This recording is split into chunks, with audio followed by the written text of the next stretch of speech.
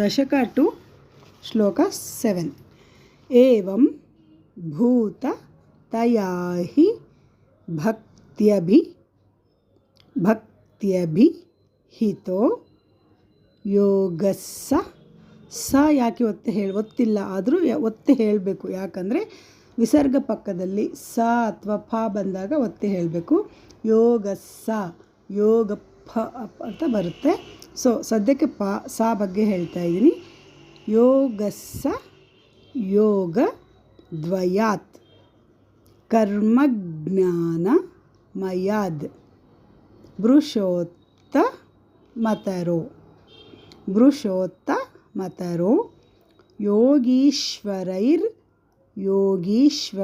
योगीश्वरैर्गीयते एवं भूततया हि भक्त्यभिहितो योगस्य योगद्वयात् कर्मज्ञानमयाद् वृषोत्तमतरो योगीश्वरैर्गीयते एवं भूततया हि भक्त्यभिहितो योगस्य योगद्वयात् कर्मज्ञानमयाद् वृषोत्तमतरो योगीश्वरैर्गीयते सौन्दर्यैक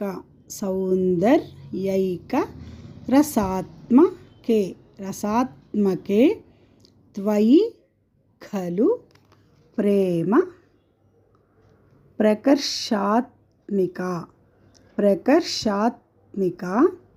भक्तिर्निश्रममेव विश्वपुरुषैः अर्कावत्तनु तेಗೆದುಬಿಟ್ಟು पुरुषैः लभ्या रमा वल्लभा सौन्दर्यैकरसात्मके त्वयि खलु प्रेम प्रकर्षात्मिका भक्तिर्निश्रममेव विश्वपुरुषैः लभ्या रमा वल्लभा सौन्दर्यैकरसात्मके त्वयि खलु प्रेम प्रकर्षात्मिका भक्तिर्निश्रममेव विश्वपुरुषैः लभ्या रमा वल्लभा एवं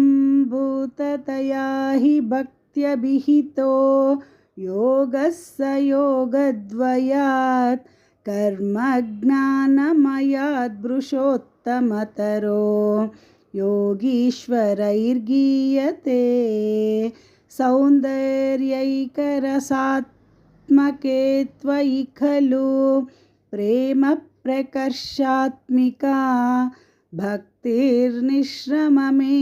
विश्वपुरुषैः लभ्या रमा वल्लभा।